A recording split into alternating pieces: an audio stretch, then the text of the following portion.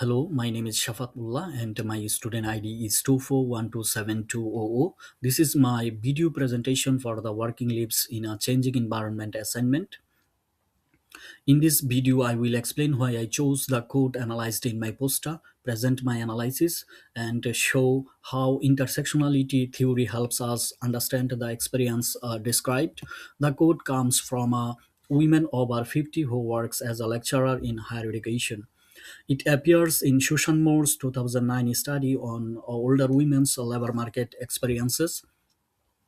I think it's about being an older woman, really. I think they try things with me that they wouldn't do with the men. A couple of men have given up things like being admission tutors because they said they don't like the hassle, they don't get paid for it, and they are not doing it. And I am told I have to do it, probably because I am a woman, and so that's just a form of discrimination. I chose this quote for two reasons. First, it reflects a subtle form of everyday discrimination that can be difficult to identify clearly. The lecturer herself is unsure whether the treatment relates to her age or her gender, which shows how discrimination is not always obvious. Second, the quote provides a strong example for applying intersectionality theory because a single explanation alone cannot fully explain the situation. Uh, the example shows how inequality can operate quietly though organizational practices.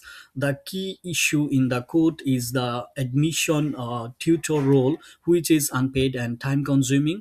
Two male colleagues refused this responsibility and were allowed to refuse, but the woman was told she must take the role. This demonstrates unequal expectation where the same responsibility is applied differently depending on the employee.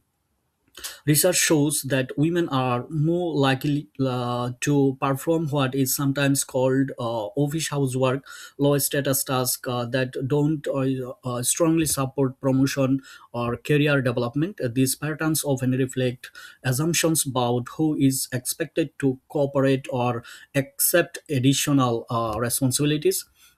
This example also reflects wider inequalities in the labor market. Older women often experience combined disadvantage related to stereotypes about both gender and age. The Equality Act 2010 protects individuals from discrimination based on characteristics such as age and sex. However, when these characteristics interact, the experience of disadvantage becomes more complex and difficult to challenge.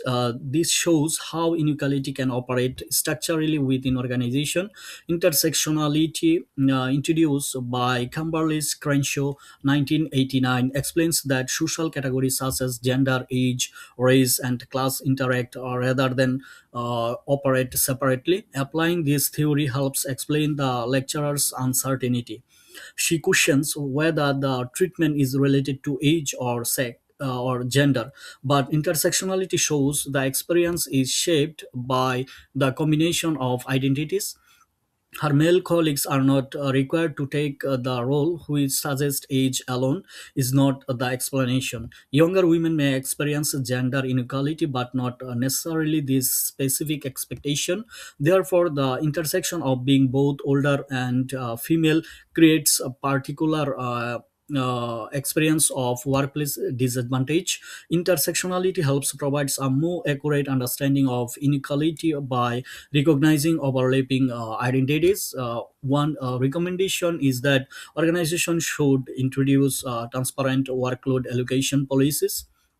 From a business perspective, fair treatment improves employee engagement, retention, and productivity. Addressing inequality is also an ethical responsibility. Organizations should ensure equal treatment and prevent discrimination.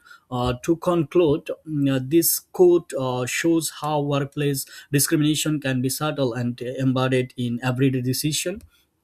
Intersectionality theory helps explain why older women may experience forms of disadvantage that cannot understood though a single factor alone. Effective EDI analysis helps organization recognize inequality and respond appropriately. Here is my references. Thank you for your time and attention.